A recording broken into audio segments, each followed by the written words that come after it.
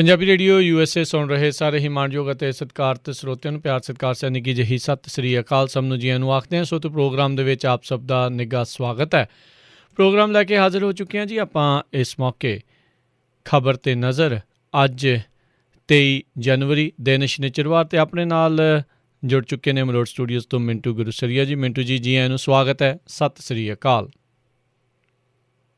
ਸ਼ੁਕਰੀਆ ਜੀ, ਸਾਰਿਆਂ ਨੂੰ ਸਤਿ ਸ਼੍ਰੀ ਅਕਾਲ ਜੀ।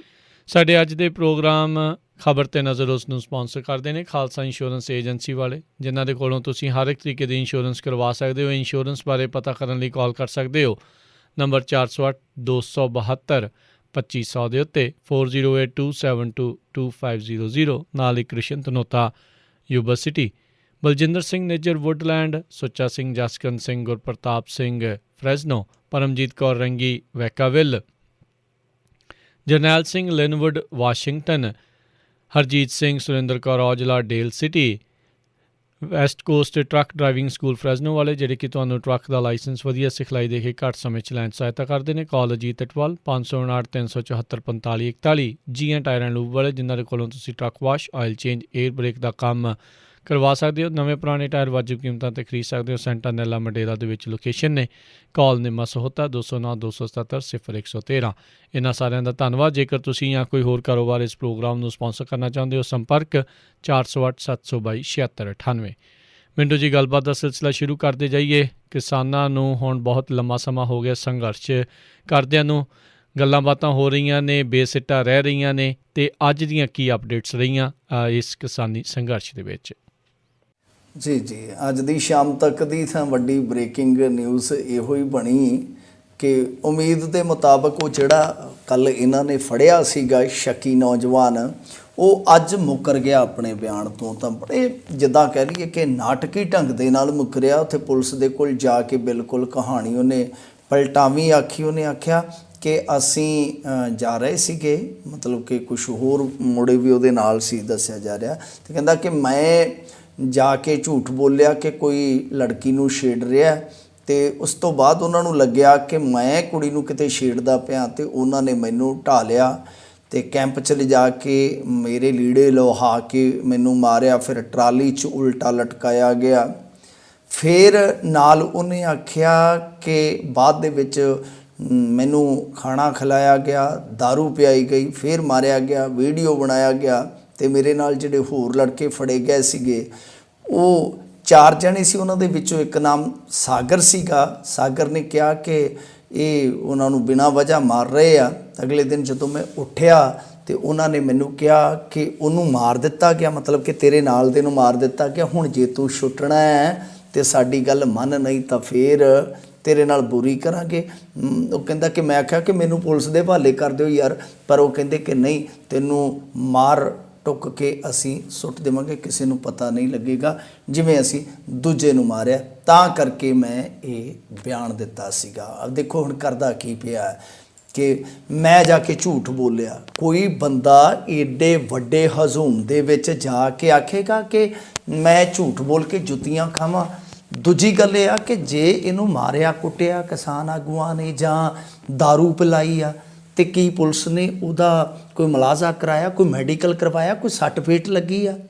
ਸੋ ਬਿਲਕੁਲ ਜਿੱਦਾਂ ਕਹਿ ਲਈਏ ਨਾ ਕਿ ਅਸਲ ਡਰਾਮਾ ਹੁਣ ਸ਼ੁਰੂ ਕੀਤਾ ਇਹਨੇ। ਪਿੱਛੇ ਤੇ ਹੋ ਸਕਦਾ ਕੋਈ ਝੂਠ ਸੱਚ ਹੋਵੇ ਉਸ ਕਹਾਣੀ ਦੇ ਵਿੱਚ ਵੀ, ਪਰ ਹਾਂ ਜਿਹੜੀ ਕਹਾਣੀ ਹੈ ਉਹ 'ਤੇ ਸਾਫ਼ ਤੌਰ 'ਤੇ ਨਜ਼ਰ ਆਉਂਦੀ ਹੈ ਕਿ ਕਿਸ ਤਰ੍ਹਾਂ ਪਲਟਾ ਦਿੱਤੀ ਗਈ ਹੈ। ਖੈਰ, ਇਹ ਕਾਫੀ ਵੱਡੀ ਨਿਊਜ਼ ਬਣੀ ਅੱਜ ਕਿਸਾਨੀ ਸੰਘਰਸ਼ ਦੇ ਮਾਮਲੇ ਦੇ ਵਿੱਚ।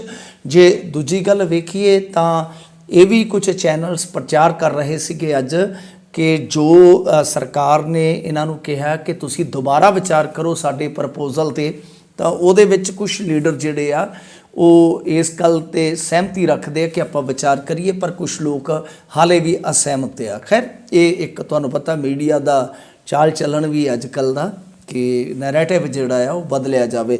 ਇੱਧਰ ਸੁਖਬੀਰ ਸਿੰਘ ਬਾਦਲ ਨੇ ਫਿਰ ਇੱਕ ਵਾਰੀ ਆਖਿਆ ਕਿ ਕੇਂਦਰ ਸਰਕਾਰ ਅੜੀਅਲ ਰਵੱਈਆ ਛੱਡ ਕੇ ਕਿਸਾਨਾਂ ਦੀ ਗੱਲ ਮੰਨੇ।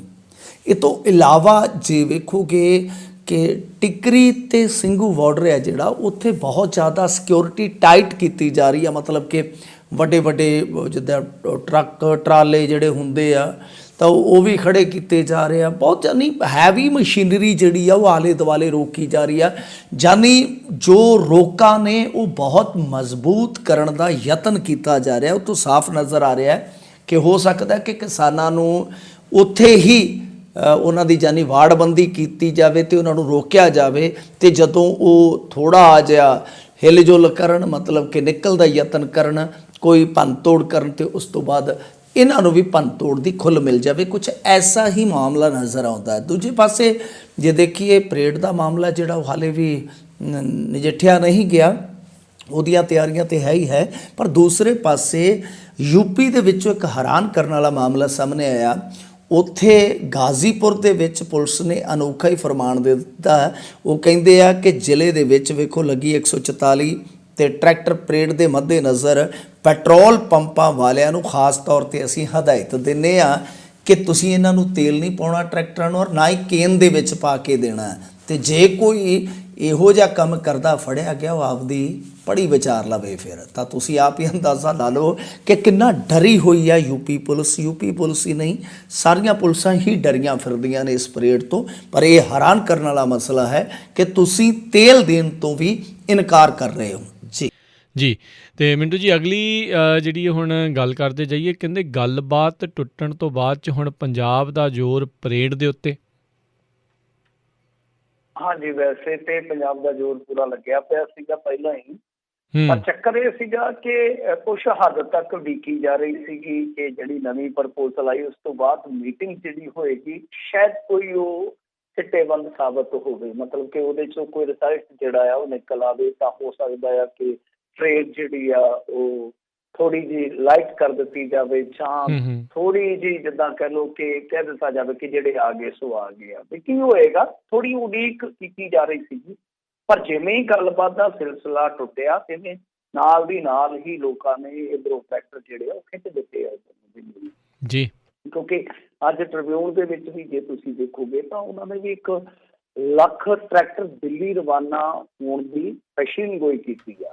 ਮਤਲਬ ਕਿ ਅੱਜ ਇੱਕ ਦਿਨ ਦੇ ਵਿੱਚ ਉਹਨਾਂ ਦੀ ਪੇਸ਼ੀਨਗੋਈ ਸੀਗੀ। ਪੱਤਰਕਾਰਾਂ ਦੇ ਜਿਹੜੇ ਆਪਣੇ ਅੰਦਾਜ਼ੇ ਹੁੰਦੇ ਆ ਜਾਂ ਜੋ ਵੀ ਗਰਾਊਂਡ ਤੋਂ ਸੋਰਸਸ ਦੇ ਜ਼ਰੀਏ ਜਾਣਕਾਰੀ ਇਕੱਤਰ ਕਰਦੇ ਆ, ਤਾਂ ਉਹਨਾਂ ਨੇ ਦੱਸਿਆ ਸੀਗਾ ਕਿ ਖਨੌਰੀ, ਸਰਦੂਲਗੜ੍ਹ, ਡੱਬਵਾਲੀ, ਸ਼ੰਭੂ, ਇਹਨਾਂ ਸਰਹੱਦਾਂ ਤੋਂ ਕਾਫਲਿਆਂ ਦੇ ਰੂਪ ਦੇ ਵਿੱਚ ਜਿਹੜੇ ਟਰੈਕਟਰ ਕੂਚ ਕਰਨਗੇ ਤਾਂ ਇਹਨਾਂ ਦੀ ਗਿਣਤੀ ਜਿਹੜੀ ਆ ਉਹ 1 ਲੱਖ ਦੇ ਕਰੀਬ ਹੋਏਗੀ। ਇਸੇ ਤਰ੍ਹਾਂ ਕੁਛ ਦਿਨ ਪਹਿਲਾਂ ਇੱਕ ਹਿੰਦੀ ਅਖਬਾਰ ਨੇ ਅੰਦਾਜ਼ਾ ਲਾਇਆ ਸੀ ਮੋਟੇ ਤੌਰ ਤੇ ਕਿ 15,000 ਦੇ ਕਰੀਬ ਟਰੈਕਟਰ ਜਿਹੜੇ ਉਹ ਇੱਕ ਦਿਨ ਦੇ ਵਿੱਚ ਰਵਾਨਾ ਹੋਏ ਮਾਝੇ ਵਾਲੀ ਸਾਈਡ। ਤਾਂ ਤੁਸੀਂ ਹਿਸਾਬ ਲਾ ਲਓ ਵੀ ਅੱਜ ਦਾ ਸਾਰਾ ਦਿਨ ਜਾਣਾ ਤੇ ਸ਼ਾਇਦ ਕੱਲ ਤੱਕ ਵੀ ਟਰੈਕਟਰ ਜਾਣ, ਕਿਉਂਕਿ ਵਿਚਾਲੇ 24 ਤੋਂ ਬਾਅਦ 25 ਰਹੇਗਾ। ਤੋ ਇਹ ਟਰੈਕਟਰ ਜਿਹੜੇ ਅੱਜ ਕੱਲ੍ਹ ਤੁਹਾਨੂੰ ਪਤਾ ਬਹੁਤ ਭੱਜਦੇ। ਇੱਕ ਤਾਂ ਵੀਡੀਓ ਵੀ ਵਾਇਰਲ ਹੋ ਗਈ ਸੀ, ਕਹਿੰਦੇ ਟਰੈਕਟਰ ਦੀ ਕਾਰ ਦੇ ਨਾਲ ਰੇਸ, ਪੰਜਾਬੀ ਪਤਾ ਨਹੀਂ ਕਿਹੜਾ ਸੀ, ਕਿੱਥੋਂ ਦਾ ਸੀ, ਉਹਨੇ 100 ਤੇ ਟਰੈਕਟਰ ਹੀ ਚਾੜਿਆ ਹੋਇਆ ਸੀ, ਤਾਂ ਪਤਾ ਨਹੀਂ ਕੀ ਇੰਜਣ ਉਹਦੇ ਵਿੱਚ ਜਹਾਜ਼ ਦਾ ਰੱਖੀ ਫਿਰਦਾ ਸੀਗਾ। ਉਹ ਵੀਡੀਓ ਵਾਇਰਲ ਹੋ ਗਈ। ਉਹ ਜਿਹੜੇ ਹੈਗੇ ਤੁਹਾਨੂੰ ਪਤਾ ਗੋਦੀ ਮੀਡੀਆ ਵਾਲੇ, ਉਹ ਕਹਿੰਦੇ ਕਿ ਚੈੱਕ ਕਰੋ ਇਹ ਟਰੈਕਟਰ ਹੈ ਕਿ ਕੀ ਬਲਾ ਆ, ਇਹ ਤੇ ਨਿਯਮ ਤੋੜ ਰਹੇ ਆ। ਖੈਰ, ਤਾਂ ਟਰੈਕਟਰ ਫਿਰ ਤੁਹਾਨੂੰ ਪਤਾ ਹੀ ਆ ਕਿ ਕਈ ਵਾਰ ਖਿੱਚ ਕੇ ਲੱਗ ਜਾਂਦੇ ਆ। ਸੋ ਅੱਜ ਤੇ ਅੱਧ ਕੁ ਦਿਨ ਕੱਲ੍ਹ ਦਾ ਲਾ ਲਓ, ਇਹ ਰਵਾਨਗੀ ਇਸੇ ਤਰ੍ਹਾਂ ਹੀ ਚੱਲੇਗੀ। ਇੱਥੇ ਕੁਛ ਕੁੜੀਆਂ ਬੱਚੀਆਂ ਜਿਹੜੀਆਂ ਉਹ ਵੀ ਟਰੈਕਟਰ ਚਲਾ ਰਹੀਆਂ ਨੇ। ਵੈਸੇ ਤੁਹਾਨੂੰ ਪਤਾ ਹੀ ਆ ਕਿ ਪੰਜਾਬ ਦੇ ਵਿੱਚ ਵਾਹੀ ਕੀਤੀ ਜਾਂਦੀ ਹੈ ਕੁੜੀਆਂ ਵੱਲੋਂ ਵੀ। ਹਰਿਆਣੇ ਦੇ ਵਿੱਚ ਵੀ ਬੜਾ ਉਤਸ਼ਾਹ ਆ, ਬਹੁਤ ਜ਼ਿਆਦਾ। ਉੱਥੇ ਵੀ ਲੋਕ ਰਿਹਰਸਲ ਕਰ ਰਹੇ, ਇੱਥੇ ਵੀ ਰਿਹਰਸਲ ਕੀਤੀ ਜਾ ਰਹੀ ਹੈ ਬਕਾਇਦਾ।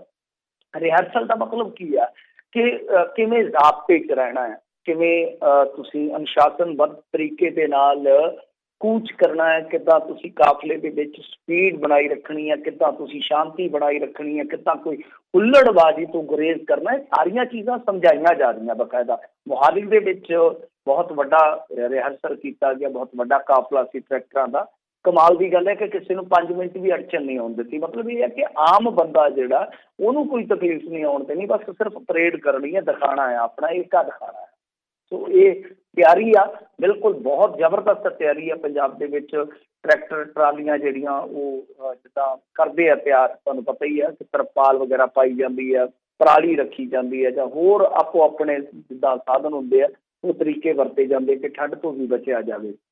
ਇਸ ਤੋਂ ਇਲਾਵਾ ਜਿਹੜੀ ਨਵੀਂ ਗੱਲ ਵੇਖਣ ਨੂੰ ਮਿਲੀ ਆ, ਜੋ ਨਵੇਕਲ ਆਪਾਂ ਨੇ ਨਿਆਰਾ ਆਪਾਂ ਨੇ ਆ, ਉਹ ਇਹ ਆ ਕਿ ਜਿਹੜੇ ਕਿਸਾਨ ਆਪ ਨਹੀਂ ਜਾ ਪਾ ਰਹੇ, ਜਿਨ੍ਹਾਂ ਦੇ ਕੋਲ ਟਰੈਕਟਰ ਹੈਗੇ ਆ, ਉਹ ਟਰੈਕਟਰ ਵੀ ਭੇਜ ਰਹੇ ਆ ਕਿ ਟਰੈਕਟਰ ਲੈ ਜਾਓ, ਤਾਂ ਕਿ ਪਰੇਡ ਦੇ ਵਿੱਚ ਜਿਹੜੇ ਭੂਮੀਹੀਨ ਕਿਸਾਨ ਆ ਜਾਂ ਨਿੱਕੇ ਕਿਸਾਨ ਆ ਜਿਨ੍ਹਾਂ ਦੇ ਕੋਲ ਟਰੈਕਟਰ ਨਹੀਂ ਹੈ, ਜਾਂ ਜਿਹੜੇ ਰੇਲ ਗੱਡੀਆਂ ਰਾਹੀਂ ਜਾਂ ਵੱਖ-ਵੱਖ ਹੋਰ ਸਾਧਨਾਂ ਰਾਹੀਂ ਉੱਥੇ ਪਹੁੰਚੇ ਆ, ਤਾਂ ਉਹ ਇਹਨਾਂ ਟਰੈਕਟਰਾਂ ਦੇ ਜ਼ਰੀਏ ਪਰੇਡ ਦੇ ਹਿੱਸੇਦਾਰ ਬਣ ਸਕਣ। ਇਹ ਇੱਕ ਵੱਖਰੀ ਗੱਲ ਆ, ਇੱਕ ਨਵੀਂ ਗੱਲ ਆ ਕਿ ਜਿਹੜੇ ਇਸ ਤਰ੍ਹਾਂ ਦੇ ਕਿਸਾਨ ਜੋ ਨਹੀਂ ਪਹੁੰਚ ਪਾ ਰਹੇ, ਕਿਉਂਕਿ ਹਰੇਕ ਦੀ ਦੇਖੋ ਆਪਣੀ ਜ਼ਿੰਦਗੀ ਹੁੰਦੀ ਹੈ, ਜ਼ਿੰਦਗੀ ਦੀਆਂ ਅਲੱਗ-ਅਲੱਗ ਮਜਬੂਰੀਆਂ ਦੁਸ਼ਵਾਰੀਆਂ ਵੀ ਹੁੰਦੀਆਂ, ਤਾਂ ਉਹ ਕੁਛ ਕਿਸਾਨਾਂ ਨੇ ਆਪਣੇ ਟਰੈਕਟਰ ਟਰਾਲੀਆਂ 'ਚ ਲੱਦ ਕੇ ਉੱਥੇ ਪਹੁੰਚਾਉਣੇ ਸ਼ੁਰੂ ਕਰ ਦਿੱਤੇ ਆ। ਸੋ ਇਹ ਨਵੀਂ ਗੱਲ ਹੈ। ਬਾਕੀ ਹੁਣ ਦੇਖੋ ਕੁਛ ਘੰਟੇ ਰਹਿ ਗਏ ਆ, ਕੀ ਬਣਦਾ ਹੈ ਪਰੇਡ ਦੇ ਬਾਬਤ ਤੁਹਾਨੂੰ ਪਤਾ ਹੀ ਆ, ਗੱਲਾਂ ਬਾਤਾਂ ਦੇ ਉਹ ਵੀ ਨਾਲ ਸਿਲਸਿਲੇ ਚੱਲੇ ਜਾਂਦੇ ਆ, ਫੈਸਲੇ ਵੀ ਆਈ ਜਾਂਦੇ, ਸਭ ਕੁਛ ਆਈ ਜਾਂਦਾ। ਪਰ ਸਭ ਤੋਂ ਵੱਡੀ ਗੱਲ ਜਿਹੜੀ ਆ ਉਹ ਇਹੋ ਹੀ ਆ ਕਿ ਪਰੇਡ ਦੇ ਵਿੱਚ ਕਿੰਨੀ ਕੁ ਵੱਡੀ ਤਾਦਾਦ ਹੋਏਗੀ। ਦੇਖੋ ਇਹ ਇੱਕ ਪੜਾਅ ਹੈ, ਮੈਂ ਅੱਗੇ ਵੀ ਕਿਹਾ ਵਾਰ-ਵਾਰ ਕਿ ਆਰ ਪਾਰ ਦੀ ਗੇਮ ਤੇ ਹੈ ਨਹੀਂ ਕਿ ਅੱਜ ਹੀ ਫੈਸਲਾ ਹੋ ਜਾਣਾ, 26 ਨੂੰ ਫੈਸਲਾ ਹੋ ਜਾਣਾ। ਇਹ ਸਿਰਫ ਇੱਕ ਪੜਾਅ ਹੈ। ਜੇ ਇਸ ਪੜਾਅ ਨੂੰ ਸਫਲਤਾਪੂਰਵਕ ਪਾਰ ਕਰ ਲਿਆ ਜਾਂਦਾ ਤਾਂ ਮੇਰੇ ਖਿਆਲ ਦੇ ਨਾਲ ਜਿਹੜਾ ਅਗਲਾ ਪੜਾਅ ਹੋਏਗਾ, ਅਗਲਾ ਪ੍ਰੋਗਰਾਮ ਹੋਏਗਾ, ਉਹਦੇ ਤੋਂ ਸਰਕਾਰ ਜ਼ਰੂਰ ਘਬਰੇਗੀ ਕਿ ਇਹਨਾਂ ਦਾ ਹਰੇਕ ਪੜਾਅ ਜਿਹੜਾ ਉਹ ਨਾ ਸਿਰਫ ਵੱਡਾ ਹੁੰਦਾ ਜਾ ਰਿਹਾ, ਬਲਕਿ ਉਹ ਸ਼ਾਂਤੀਪੂਰਵਕ ਨੇਪਰੇ ਵੀ ਚਾੜਿਆ ਜਾਂਦਾ ਹੈ। ਜੀ ਜੀ ਬਿਲਕੁਲ। ਤੇ ਅਗਲੀ ਆਪਾਂ ਮਿੰਟੂ ਜੀ ਗੱਲ ਕਰਦੇ ਜਾਈਏ, ਕਹਿੰਦੇ RDF ਦਾ ਰੇੜਕਾ ਵਧਿਆ, ਮੰਡੀਆਂ ਤੇ ਅਸਰ ਪੈਣ ਦਾ ਅਸਾਰ। ਹਾਂਜੀ ਦੇਖੋ RDF ਦਾ ਕੀ ਚੱਕਰ ਪਿਆ। RDF ਤੋਂ ਮਤਲਬ ਇਹ ਆ, ਵੈਸੇ ਤੇ ਇਹ ਸ਼ਬਦ ਬੜਾ ਕਸੂਤਾ ਜਿਹਾ, F ਦੀ ਜਗ੍ਹਾ X ਲੱਗ ਜਾਵੇ ਤੇ ਬੜਾ ਡਰਾਵਣਾ ਬਣ ਜਾਏਗਾ। ਪਰ RDF ਦਾ ਮਤਲਬ ਹੈ ਰੂਰਲ ਡਿਵੈਲਪਮੈਂਟ ਫੰਡ, ਜਿਹੜਾ ਕਿ ਮੇਰੇ ਖਿਆਲ ਦੇ ਨਾਲ ਪ੍ਰੋਕਿਊਰਮੈਂਟ 3% ਲਿਆ ਜਾਂਦਾ ਸਾਡੀਆਂ ਮੰਡੀਆਂ ਦੇ ਵਿੱਚ।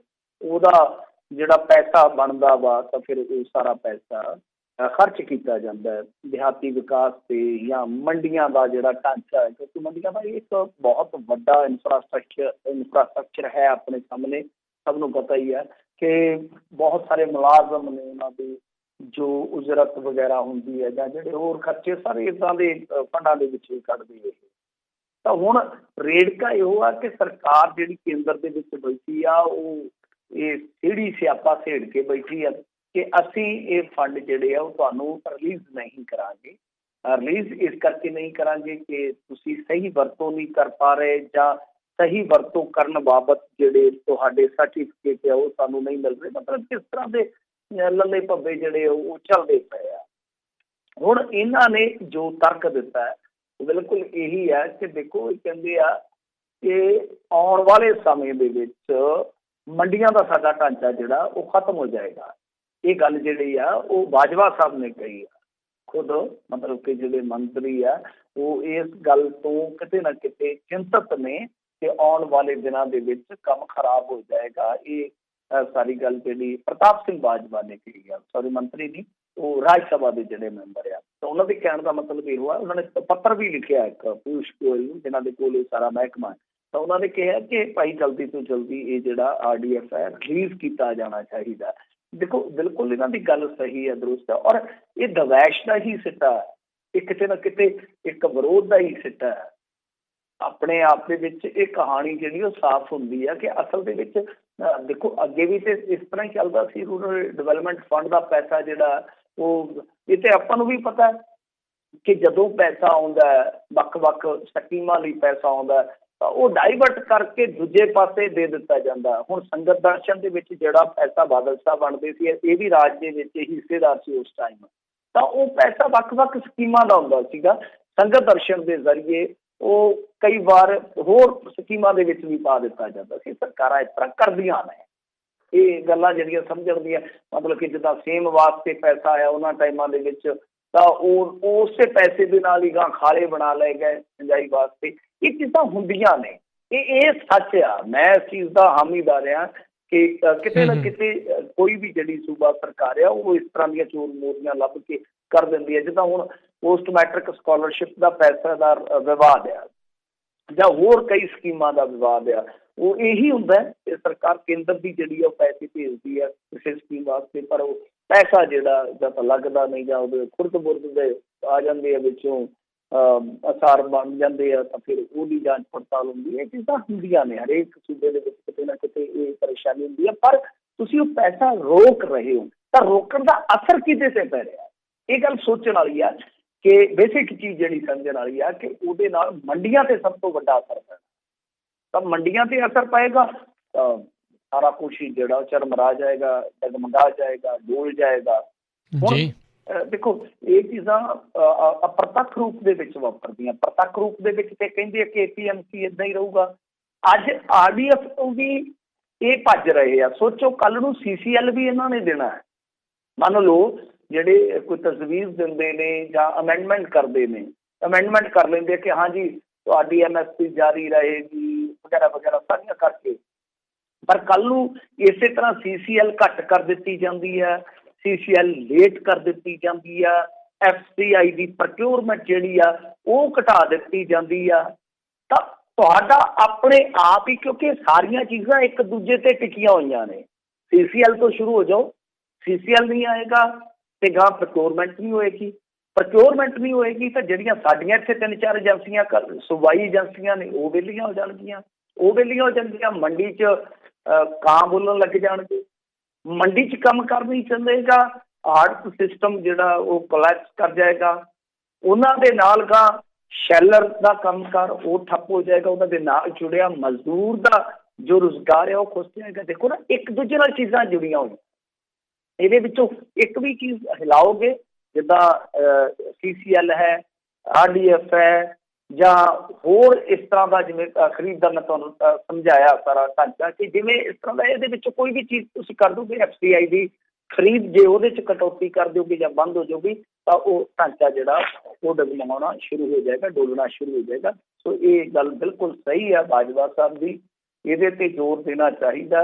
ਪਰ ਅਫਸੋਸ ਦੀ ਗੱਲ ਹੈ ਕਿ ਕੈਪਟਨ ਅਮਰਿੰਦਰ ਸਿੰਘ ਕੱਲ ਵੀ ਲਾਈਵ ਦੇ ਵਿੱਚ ਬੋਲ ਰਹੇ ਸੀਗੇ, ਪਰ ਮੈਂ ਨਹੀਂ ਸੁਣਿਆ, ਹੋ ਸਕਦਾ ਬੋਲੇ ਹੋਣ, ਮੈਂ ਨਹੀਂ ਸੁਣਿਆ। ਪੂਰਾ ਦਮ ਭਰ ਕੇ ਕਹਿੰਦੇ ਹੋਣ ਕਿ ਹਾਂ ਭਾਈ ਇਹ ਸਾਡੇ ਹੱਕ ਨੇ, ਹਕੂਕ ਨੇ, ਤੁਸੀਂ ਸਾਨੂੰ ਹੁਣੇ ਹੀ ਇੱਕ ਤਰ੍ਹਾਂ ਨਾਲ ਕਹਿ ਲਓ ਕਿ ਬਣਾ ਛੱਡਿਆ ਠੂਠਾ ਫੜਵਾ, ਤੇ ਕੱਲ ਨੂੰ ਤੁਸੀਂ ਕੀ ਕਰੋਗੇ ਜਦੋਂ ਸਾਰਾ ਕੁਛ ਤੁਹਾਡੇ ਹੱਥ ਆ ਜਾਏਗਾ। ਸੋ ਇਹ ਚੀਜ਼ਾਂ ਨੇ ਕਿ ਵਿਰੋਧ ਕਰਨਾ ਚਾਹੀਦਾ, ਸਾਰੀਆਂ ਪਾਰਟੀਆਂ ਨੂੰ ਵਿਰੋਧ ਕਰਨਾ ਚਾਹੀਦਾ ਕਿ ਸਾਡਾ ਪੈਸਾ ਤੁਸੀਂ ਦਿਓ।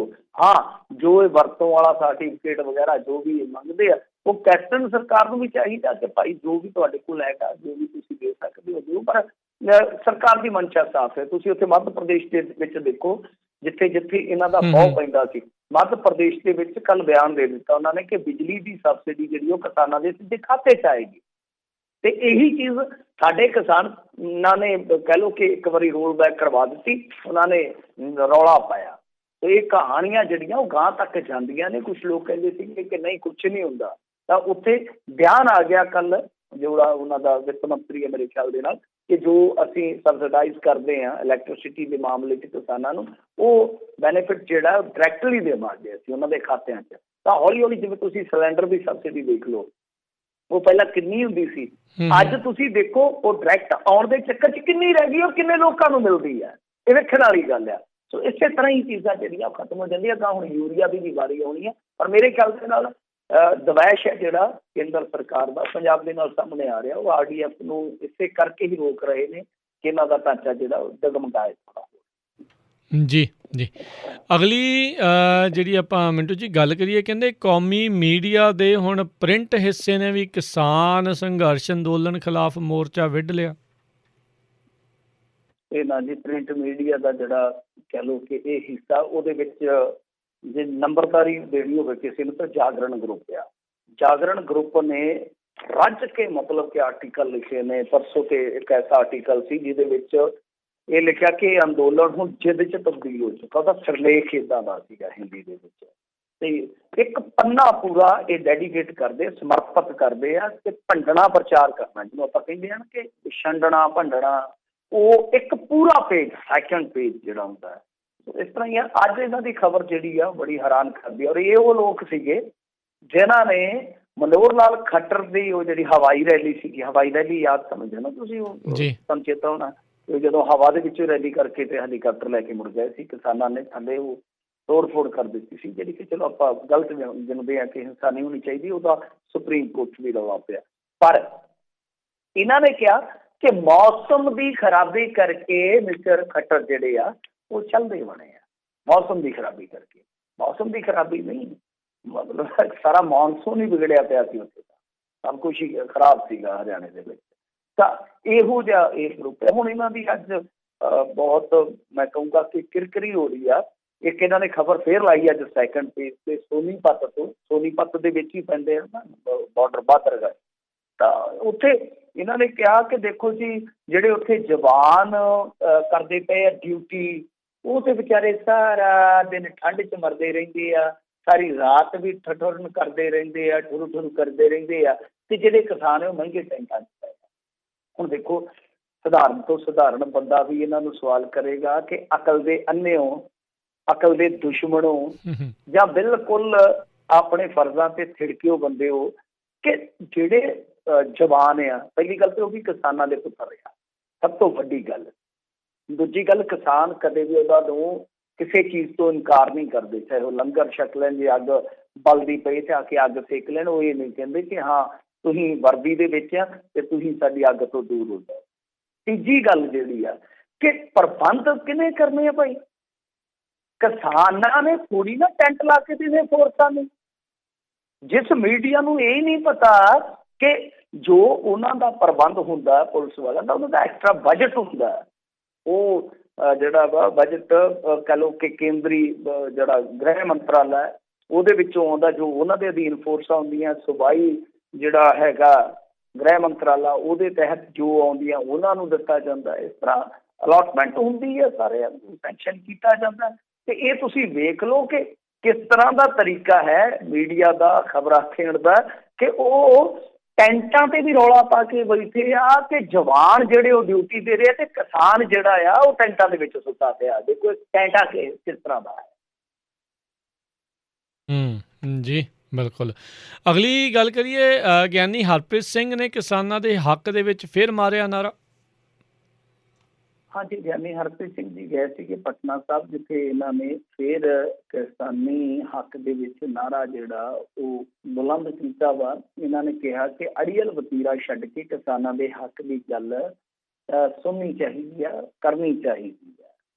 ਤੇ ਇਹ ਕਿਹਾ ਕਿ ਦੇਖੋ ਕਿਸਾਨ ਤਕਰੀਬਨ 2 ਮਹੀਨੇ ਤੋਂ ਦਿੱਲੀ ਦੀਆਂ ਸਰਹੱਦਾਂ ਤੇ ਆਪਣੇ ਹੱਕਾਂ ਲਈ ਸੰਘਰਸ਼ ਕਰਦੇ ਆ।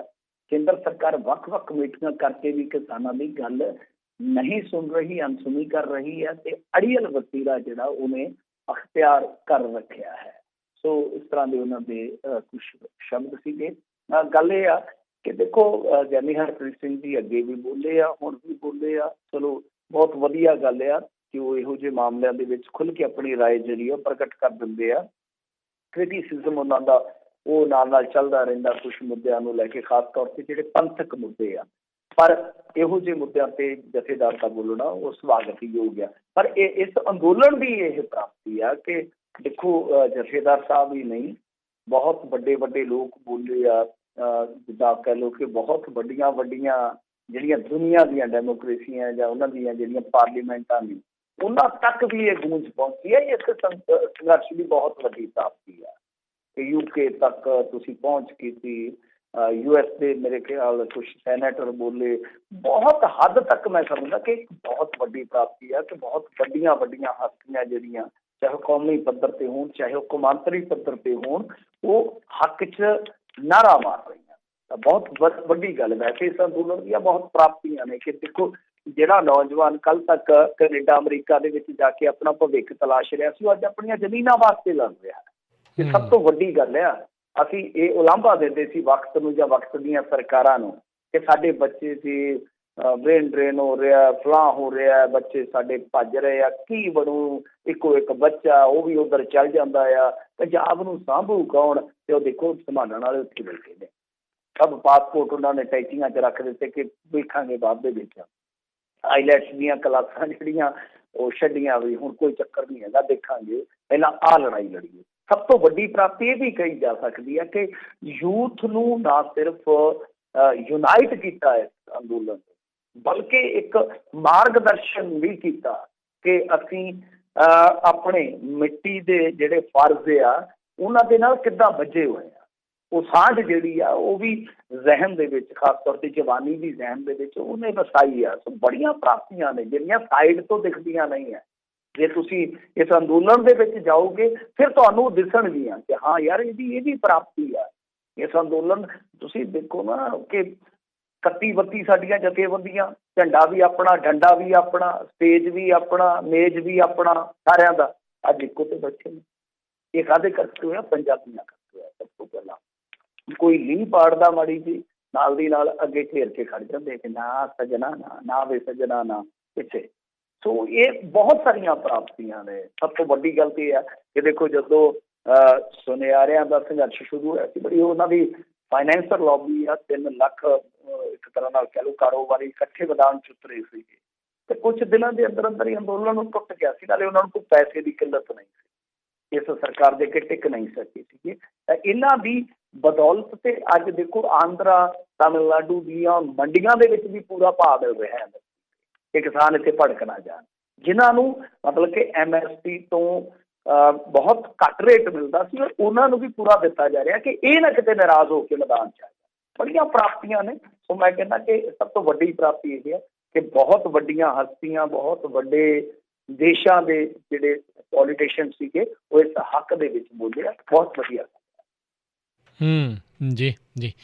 ਅਗਲੀ ਗੱਲ ਕਰੀਏ, ਬਾਦਲ ਤੇ ਕੈਪਟਨ ਰਲ ਕੇ ਕਮੇਟੀ ਚੋਣਾਂ ਨਹੀਂ ਹੋਣ ਦੇ ਰਹੇ, ਢੀਂਡਸਾ ਹੋਣਾ ਦਾ ਬਿਆਨ। ਉਹ ਛੱਡੋ ਢੀਂਡਸਾ ਸਾਹਿਬ, ਕਿਹੜੇ ਚੱਕਰਾਂ ਚ ਪਏ ਹੋ? ਇਹ ਦੇਖੋ, ਜੇ ਤੁਸੀਂ SGPC ਦਾ ਇਤਿਹਾਸ ਖੋਲ ਕੇ ਦੇਖ ਲਓ ਚੋਣਾਂ ਵਾਲਾ, ਖਾਸ ਤੌਰ ਤੇ ਕਈ ਦਹਾਕੇ ਤਾਂ ਮੈਨੂੰ ਹੋ ਗਏ ਵਹਿੰਦਿਆਂ ਨੂੰ ਕਿ ਕਦੇ ਵੇਲੇ ਸਿਰ ਚੋਣਾਂ ਨਹੀਂ ਹੋਈਆਂ। ਤੇ ਢੀਂਡਸਾ ਸਾਹਿਬ ਉਦੋਂ ਤੱਕ ਬਾਦਲ ਹੋਰਾਂ ਦੇ ਪਾਲੇ ਦੇ ਵਿੱਚ ਸੀ, ਖੇਮੇ ਦੇ ਵਿੱਚ ਸੀ।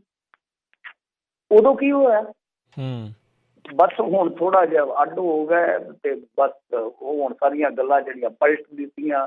ਅਸਲ ਦੇ ਵਿੱਚ ਕੀ ਆ ਕਿ ਇਹ ਜਿਹੜਾ ਦੋਸ਼ ਲਾ ਰਿਹਾ, ਮੈਂ ਗੱਲਾਂ ਦੱਸਦੇ ਇਹਨਾਂ ਦਾ ਜਿਹੜਾ ਫਰਕ ਹੈ ਕਿ ਦੇਖੋ ਗੱਲ ਇਹ ਆ ਕਿ ਜੋ ਗੁਰਦੁਆਰਾ ਚੋਣ ਕਮਿਸ਼ਨ ਕਾਇਮ ਹੋਇਆ, ਉਹਦਾ ਜਿਹੜਾ ਕਮਿਸ਼ਨ ਦਾ ਹੈਗਾ ਇੱਥੇ ਸੰਚਾਲਕ, ਉਹਨੂੰ ਦਫ਼ਤਰ ਵਗੈਰਾ ਸਮੇਂ ਸਿਰ ਮੁਹੱਈਆ ਨਹੀਂ ਕਰਵਾਇਆ ਜਾ ਰਿਹਾ। ਪਰ ਉਹ ਸ਼ਿਕਾਇਤ ਖੁਦ ਕਰਨ ਤਾਂ ਸਮਝ ਆਉਂਦੀ ਹੈ। ਪਰ ਦੂਜੀ ਗੱਲ ਇਹ ਆ ਕਿ ਹੁਣ ਇੱਥੇ ਲੋਕਲ ਚੋਣਾਂ ਹੋਣੀਆਂ ਨੇ, ਸ਼ਹਿਰਾਂ ਦੀਆਂ ਚੋਣਾਂ ਹੋਣੀਆਂ ਨੇ, ਨਿਗਮ ਵਗੈਰਾ ਦੀਆਂ, ਕੌਂਸਲਾਂ ਦੀਆਂ, ਤਾਂ ਉਹ ਸਰਕਾਰ ਉੱਧਰ ਉਲਝੀ ਆ।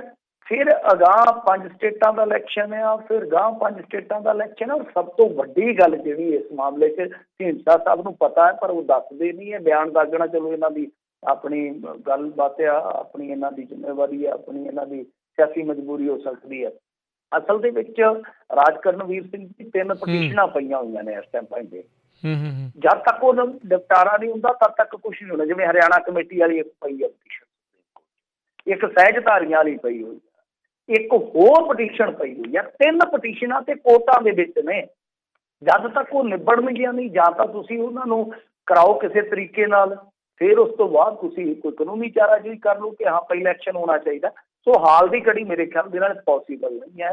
ਦਿੱਲੀ ਕਮੇਟੀ ਦੀਆਂ ਚੋਣਾਂ ਹੋਣਗੀਆਂ, ਉਸ ਤੋਂ ਬਾਅਦ ਜੇ ਮੰਨ ਲਓ ਪਟੀਸ਼ਨਾਂ ਦਾ ਨਿਬੇੜਾ ਵੀ ਹੋ ਜਾਂਦਾ ਹੈ, ਦਫ਼ਤਰ ਵਗੈਰਾ ਸਭ ਕੁਛ ਮਿਲ ਜਾਂਦਾ ਹੈ, ਤਦ ਵੀ ਵੋਟਰ ਸੂਚੀਆਂ ਬਣਨਗੀਆਂ, ਸੁਧਾਈ ਹੋਏਗੀ, ਲੰਮਾ ਪ੍ਰੋਸੈਸ ਹੋਏਗਾ। ਮੇਰੇ ਖਿਆਲ ਦੇ ਨਾਲ ਇਹ ਨਹੀਂ ਹੈ ਕਿ ਅਗਲੇ ਐਤਵਾਰ ਢੀਂਡਸਾ ਸਾਹਿਬ ਦੇ ਟਾਈਮ ਤੇ ਇਲੈਕਸ਼ਨ ਹੋ ਜਾਊਗਾ। ਜੀ ਜੀ। ਮਿੰਟੂ ਜੀ, ਅਗਲੀ ਗੱਲ ਕਰ ਲਈਏ। ਕਹਿੰਦੇ ਪੋਸਟ ਮੈਟ੍ਰਿਕ ਸਕਾਲਰਸ਼ਿਪ ਦਾ ਹੁਣ ਅੱਧਾ ਬੋਝ ਚੱਕਣ ਨੂੰ ਪੰਜਾਬ ਤਿਆਰ, ਫੇਰ ਨਾ ਵਿੱਚ ਟੀਕਾ ਲਾ ਜਾਣ। ਦੇਖੋ ਇਹਨਾਂ ਨੇ ਅੱਗੇ ਬਹੁਤ ਖੇਡ ਖਰਾਬ ਕੀਤੀ ਆ। ਜੇ 2017 ਤੋਂ 20 ਤੱਕ ਦਾ ਦੇਖੀਏ ਇਹਨਾਂ ਦਾ ਕੰਮਕਾਰ ਹੈ, ਮੇਰੇ ਖਿਆਲ ਦੇ ਨਾਲ 17 ਦਾ 451 ਕਰੋੜ, ਫਿਰ ਅੱਗੇ ਲਾ ਲਓ ਗਾਂ ਦਾ 349 ਕਰੋੜ, ਗਾਂ ਦਾ 358 ਕਰੋੜ। ਇਸ ਤਰ੍ਹਾਂ 3 ਸਾਲਾਂ ਦਾ ਹੀ ਦੇਖ ਲਓ ਕਿ ਕਿੰਨਾ ਪੈਸਾ ਬਣ ਜਾਂਦਾ ਆ। ਬਹੁਤ ਸਾਰਾ ਪੈਸਾ ਜਿਹੜਾ ਉਹ ਹਾਲੇ ਬਕਾਇਆ ਪਿਆ ਵਾ। ਤਾਂ ਹੁਣ ਇਹ ਕਹਿੰਦੇ ਆ ਕਿ 50% ਅਸੀਂ ਦੇਣ ਲਈ ਤਿਆਰ ਆ, ਕਿਉਂਕਿ ਦੇਖੋ ਬਹੁਤ ਰੌਲਾ ਪੈ ਰਿਹਾ ਗਾ। ਜਿਹੜੇ ਕਾਲਜ ਨੇ ਉਹ ਬੱਚਿਆਂ ਦੀਆਂ ਡਿਗਰੀਆਂ ਰੋਕ ਕੇ ਬਹਿ ਗਏ ਆ। ਗਾਂ ਤੁਹਾਨੂੰ ਪਤਾ ਹੀ ਹੈ ਬੱਚੇ ਨੂੰ ਤਾਂ ਕਾਹਲੀ ਹੁੰਦੀ ਹੈ ਨਾ ਕਿ ਡਿਗਰੀ ਲੈ ਕੇ ਗਾਂ ਕੁਛ ਕਰੀਏ, ਕਿਉਂਕਿ ਓਵਰਏਜ ਹੋਣ ਦਾ ਵੀ ਡਰ ਹੁੰਦਾ ਹੈ। ਗਰੀਬ ਘਰਾਂ ਦੇ ਬੱਚੇ ਨੇ, ਉਹਨਾਂ ਤੇ ਆਪਣੀ ਕਹਿ ਲਓ ਕਾਹਲੀ ਹੁੰਦੀ ਹੈ ਕਿ ਦਬਾ ਦਬ ਰੋਟੀ ਤੇ ਪੈ ਜਾਈਏ। ਸੋ ਇਹ ਮਾਮਲਾ ਜਿਹੜਾ ਹੁਣ ਮੇਰੇ ਖਿਆਲ ਦੇ ਨਾਲ ਜਿਹੜਾ 1550 ਕਰੋੜ ਦਾ, ਤੇ ਇਹ ਕਹਿੰਦੇ ਕਿ 50% ਅਸੀਂ ਇਹ ਬੋਝ ਜਿਹੜਾ ਉਹ ਚੱਕ ਸਕਦੇ ਹਾਂ। ਅਸਲ ਦੇ ਵਿੱਚ ਪੋਸਟ ਮੈਟ੍ਰਿਕ ਸਕਾਲਰਸ਼ਿਪ ਦਾ ਤਾਂ ਵੈਸੇ ਵੀ ਪੂਰੇ ਇੰਡੀਆ ਦੇ ਵਿੱਚ ਹੀ ਘਪਲਾ ਹੋਇਆ। ਐਸਾ ਨਹੀਂ ਹੈ ਕਿ ਇਕੱਲਾ ਪੰਜਾਬ ਹੀ ਜਿੱਥੇ ਹੋਇਆ। ਪਰ ਰੌਲਾ ਇਹ ਆ ਕਿ ਇੱਥੇ ਵੀ ਇਮਾਨਦਾਰੀ ਨਹੀਂ ਵਿਖਾਈ ਗਈ। ਗਰੀਬ ਬੱਚਿਆਂ ਨੂੰ ਜਿਹੜਾ ਮੌਕਾ ਦਿੱਤਾ ਗਿਆ, ਇਹ ਯੋਜਨਾ ਮਾੜੀ ਨਹੀਂ ਹੈ, ਸਕੀਮ ਮਾੜੀ ਨਹੀਂ ਹੈ, ਮੌਕਾ ਤਾਂ ਬਹੁਤ ਆਲਾ ਸਕੀਮ ਆ ਕਿ ਗਰੀਬ ਘਰਾਂ ਦੇ ਬੱਚਿਆਂ ਨੂੰ ਜੇਬ ਖਰਚਾ ਦਿੱਤਾ ਜਾਵੇ, ਫੀਸਾਂ ਦਿੱਤੀਆਂ ਜਾਣ। ਮਾੜੀ ਸਕੀਮ ਨਹੀਂ ਸੀ, ਪਰ ਮਾੜੀ ਇਹ ਗੱਲ ਆ ਕਿ ਸਕੀਮ ਨੂੰ ਸਕੀਮ ਲੱਗਦੀ। ਇਹੀ ਸਕੀਮ ਦਾ ਕਹਿ ਲਓ ਕਿ ਮਾੜਾ ਪੱਖ ਰਿਹਾ।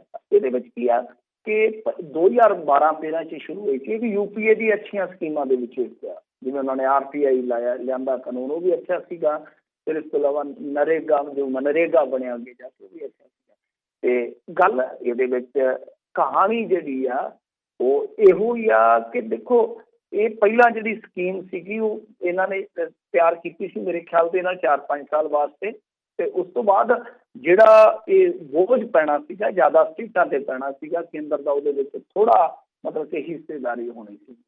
ਹੁਣ ਇਹ ਫਿਰ ਜਦੋਂ ਇਸ ਤਰ੍ਹਾਂ ਦੀਆਂ ਸਕੀਮਾਂ ਆਉਂਦੀਆਂ ਕਿ ਜਦੋਂ ਤਾਂ ਕੇਂਦਰ ਦਾ ਜ਼ਿਆਦਾ ਪੈਸਾ ਆਉਂਦਾ ਉਦੋਂ ਤੇ ਚਲਾਈ ਜਾਂਦੇ ਆ, ਜਦੋਂ ਸਟੇਟਾਂ ਤੇ ਬੋਝ ਪੈਂਦਾ ਇਹ ਆਪਣਾ ਗਿੱਟਾ ਗੋਡਾ ਜਿਹੜਾ ਉਹ ਖਸਕਾ ਕੇ ਪਾਸੇ ਨੂੰ ਹੋ ਜਾਂਦੇ ਆ। ਆਹੀ ਇਸ ਮੁਲਕ ਦੇ ਵਿੱਚ ਕਹੀਏ ਕਿ ਇੱਕ ਵੱਡੀ ਤਰਾਸਦੀ ਹੈ। ਜਿਵੇਂ ਉਦਾਹਰਨ ਦੇ ਤੌਰ ਤੇ ਦੇਖ ਲਓ, ਜੱਜਾਂ ਦੀ ਜਿਹੜੀ ਭਰਤੀ ਹੁੰਦੀ ਹੈ, ਜੇ ਸਟੇਟਾਂ ਨੇ ਕਰਨੀ ਹੋਵੇ ਤੇ ਉਹ ਉਹਨਾਂ ਨੂੰ ਕਹਿੰਦੇ ਕਿ ਤੁਸੀਂ ਭਾਈ ਪਹਿਲਾਂ ਪੈਸੇ ਦਿਓ, ਸਾਨੂੰ ਬਜਟ ਦਿਓ, ਅਸੀਂ ਤਾਂ ਭਰਤੀ ਕਰਾਂਗੇ, ਫਲਾਂ ਕਰਾਂਗੇ। ਉਹ ਜਿਹੜੇ ਕੇਂਦਰ ਵਾਲੇ ਉਹ ਕਹਿੰਦੇ ਤੁਸੀਂ ਕਰਨੀ, ਤੁਸੀਂ ਕਰਨੇ, ਤੁਸੀਂ ਦੇਖਣਾ, ਤੁਹਾਡਾ ਸਿਸਟਮ ਆ।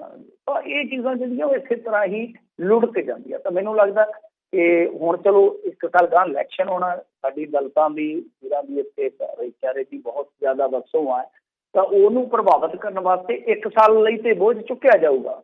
ਪਰ ਆਇੰਦਾ ਜਦੋਂ ਫਿਰ ਉਹ ਰੌਲਾ ਆਏਗਾ ਪੈਸਿਆਂ ਦਾ, ਤਾਂ ਸਰਕਾਰਾਂ ਇਸੇ ਤਰ੍ਹਾਂ ਹੀ ਕਰਦੀਆਂ ਜਾਂਦੀਆਂ। ਇਹ ਔਖਾ।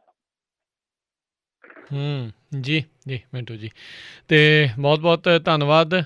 ਤੇ ਮਿਲਦੇ ਹਾਂ ਜੀ ਤੁਹਾਨੂੰ ਹੁਣ ਸੋਮਵਾਰ ਨੂੰ। ਉਦੋਂ ਤੱਕ ਲਈ ਧੰਨਵਾਦ, ਸਤਿ ਸ਼੍ਰੀ ਅਕਾਲ ਜੀ। ਤੇ ਸੋ ਤੋਂ ਇੱਥੇ ਸਾਡਾ ਅੱਜ ਦਾ ਪ੍ਰੋਗਰਾਮ ਹੁਣ ਸਮਾਪਤ। ਮਿਲਦੇ ਹਾਂ ਅਗਲੀ ਵਾਰ ਤੱਕ ਲਈ। ਮੇਰੇ ਵੱਲੋਂ ਵੀ ਤੁਹਾਨੂੰ ਸਭ ਨੂੰ ਪਿਆਰ ਭਰੀ ਸਤਿ ਸ਼੍ਰੀ ਅਕਾਲ। ਸੁਣਦੇ ਰਹੋ ਪੰਜਾਬੀ ਰੇਡੀਓ USA।